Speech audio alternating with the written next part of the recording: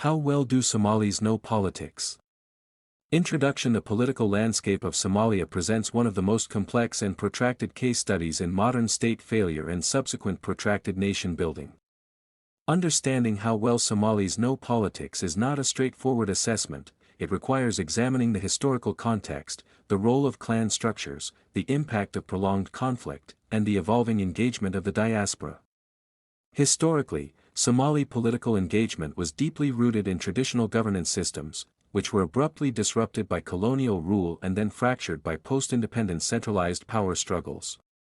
Today, political awareness manifests differently across various segments of society, shaped by accessibility to information, direct experience with governance, or the lack thereof, and the stakes involved in the national political contest. Traditional and historical context of political knowledge. Before the collapse of the Somali Democratic Republic in 1991, Somalis possessed a sophisticated, albeit non-state, understanding of political negotiation rooted in customary law, known as Sayr. This system managed disputes, resource allocation, and leadership selection within clan structures, acting as an effective, localized form of governance for centuries. Political acumen, therefore, was often synonymous with skillful mediation and adherence to community consensus.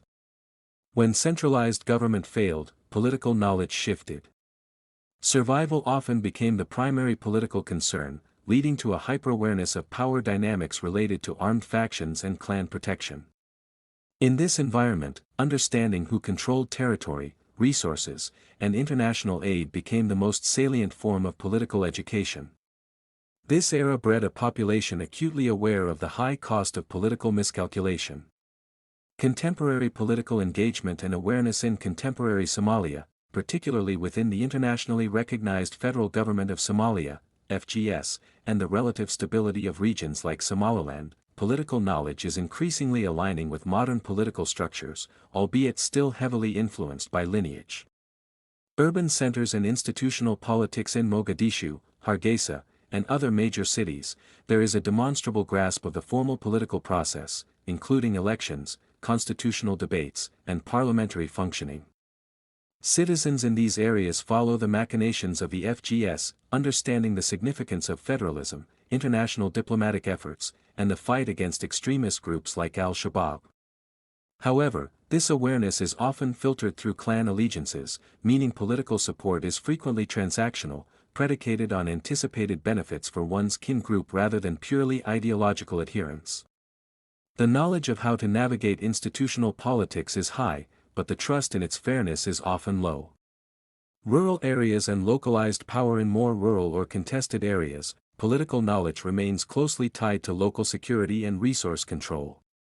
Here, the understanding of national politics might be abstract, while intimate knowledge of local elder councils, regional state presidents, and militia commanders holds far greater practical relevance.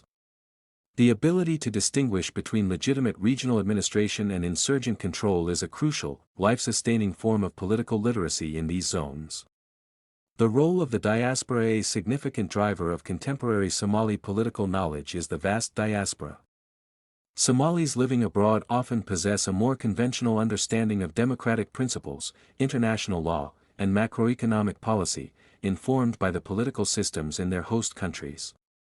This diaspora actively engages, funding political movements, lobbying international bodies, and influencing political discourse back home through media consumption and visits.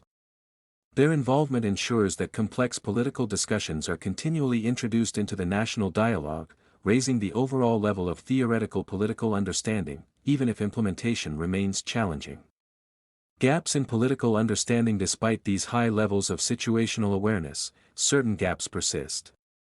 A comprehensive, national, identity-based political ideology, detached from clanism, remains underdeveloped.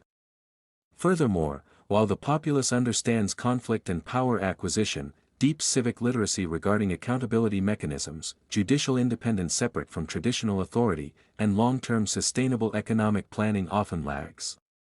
Political knowledge is robust regarding survival and patronage but less developed regarding abstract, long-term institutional building. Conclusion. Somalis possess a profound, albeit historically conditioned, understanding of politics. This knowledge is intensely practical, shaped by a history where politics was synonymous with survival, resource sharing, and conflict management. While citizens in urban centers and the diaspora engage readily with the mechanisms of modern state politics, the deep-seated influence of clan identity means that political awareness often prioritizes localized security and patronage over purely national or ideological concerns. Therefore, Somalis know politics exceptionally well in terms of maneuvering within existing power structures, but the widespread embrace of a unified, non-kin-based civic politics continues to be an evolving aspiration.